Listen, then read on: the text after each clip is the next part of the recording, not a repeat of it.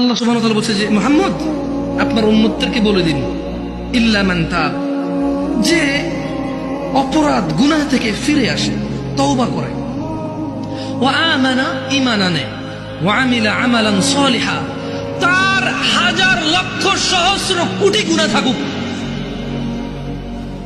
তার গুনাহ আসমানের মেঘমালা পর্যন্ত পৌঁছে যাক, এই পুরো জমিন তার একজনের গুনায় পরিপূর্ণ হয়ে যাক, ওই মহিলার গুনাহ জমিন পূর্ণ হয়ে যাক, ওই পুরুষের গুনাহ জমিন পূর্ণ হয়ে যাক।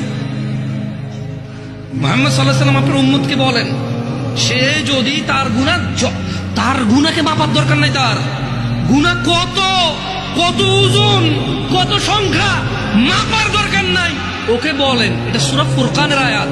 আমি কোন হাদিস বলছি না যে আপনি জাল বলবেন, দঈফ বলবেন, মুনকার বলবেন, মওযু বলবেন, তর্ক বিতর্ক শুরু করে দেবেন। এটা কোরআনুল কারীমের আয়াত, এর অনুবাদ করছি। আল্লাহ বলছেন যে আপনার এই উম্মতদেরকে বলে দেন, গুনার সংখ্যাও কেন গুনছে, ও ওজন কেন করতেছে, ও বেঁচে আছে না, ও নিঃশ্বাস আছে না, ও তো মারা যায়নি, এখনো ওর জন্য তওবার দরজা খোলা আছে, ও ফিরে আসতে পারে, ও ফিরে আসতে বলেন। ও বলুক আল্লাহ যা করেছি আর করবো, তাহলে তওবা করছে, কি করছে, তওবা।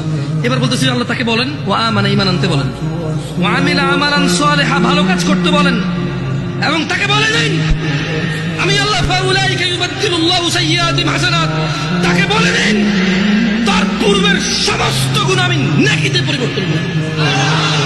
ওয়া কানা আল্লাহু গফুরার রহিমা, কারণ আল্লাহ অতীব দয়ালু ও ক্ষমাশীল।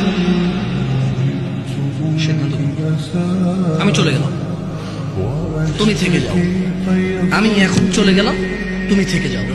তোমার পূর্বের গুনাহ 20 বছর, 50 বছর, 30 বছর, 60 বছর, 70 বছর, কত বছর তুমি জানো। তোমার রব বলেছে ফিরে আসো, যে গুনাহ ফিরে আসো, এগুলো আর করা যাবে না। আগের সমস্ত গুনার জন্য অনুতপ্ত হও, এবার ঈমান আনো, ভালো কাজ করো, আর খারাপ কাজ করো, আগের সব গুনাহকে নেকি